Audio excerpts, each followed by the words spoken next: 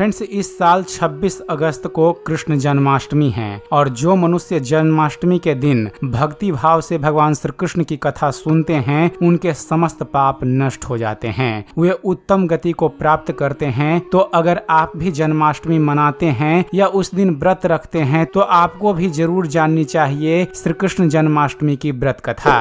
Friends, द्वापर युग में भाद्रपद कृष्ण अष्टमी तिथि को भगवान श्री कृष्ण ने इस धरती पर जन्म लिया था। उनका जन्म बुधवार के दिन रोहिणी नक्षत्र में हुआ था। चंद्रवंश में जन्म लेने के लिए भगवान श्री कृष्ण ने बुधवार का दिन चुना था क्योंकि बुध चंद्रमा के पुत्र हैं। जन्माष्टमी पर भगवान श्री कृष्ण की कृपा पाने के लिए बहुत से लोग व्रत करते हैं और इस दिन व्रत का पूरा लाभ पाने के लिए कृष्ण जन्माष्टमी व्रत कथा भी जरूर सुनना चाहिए। तो चलिए आपको बतलाते हैं जन्माष्टमी की व्रत कथा।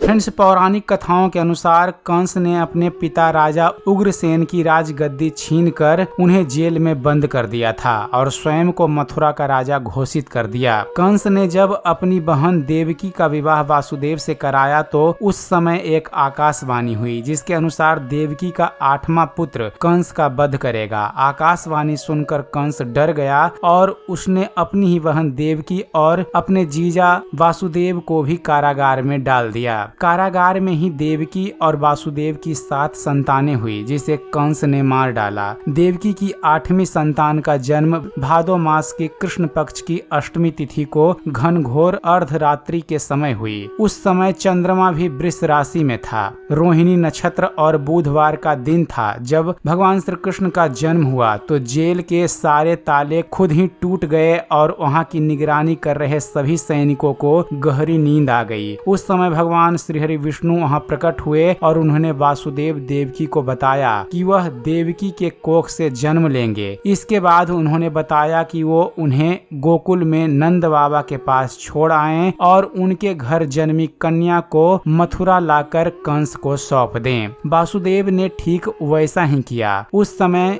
यमुना जी बाढ़ ग्रस्त थीं, किंतु जब वासुदेव बालक कृष्ण को सूप में लेकर यमुना जी को पार करने के लिए उतरे तो न केवल शेष नाग ने भगवान श्री कृष्ण की अपने फनों से रक्षा की बल्कि उसी क्षण भगवान श्री कृष्ण के चरणों का स्पर्श होते ही यमुना जी अपने पूर्व स्थिर रूप में आ गई। किसी प्रकार वासुदेव जी गोकुल पहुँचे और नंद के गृह में प्रवेश कर उन्होंने अपना पुत्र तत्काल उन्हें दे दिया और उसके बदले उनकी कन्या ले ली। वे तुरंत वहाँ से वापस कंस के बंदी गृह में पहुँच गए। सुबह होते ही कंस ने देवकी की गोद से कन्या को झपट लिया और उसे एक पत्थर की चट्टान पर पटक दिया, किंतु वह कन्या भगवान श्रीहरि विष्णु की माया से आकाश की ओर चली गई। उन्होंने कंस से कहा कि हे दुष्ट, तुझे मारने वाला गोकुल में नंद के गृह में उत्पन्न हो चुका है और उसी से तेरी मृत्यु निश्चित है। मेरा नाम तो वैष्णवी है। मैं संसार के कर्ता भगवान विष्णु की माया से उत्पन्न हुई हूँ। इतना कहकर वह स्वर्ग की ओर चली गई। इधर नंद और यशोदा ने भगवान श्री कृष्ण को पाला और फिर बड़े होकर भगवान श्री कृष्ण ने कंस का वध किया।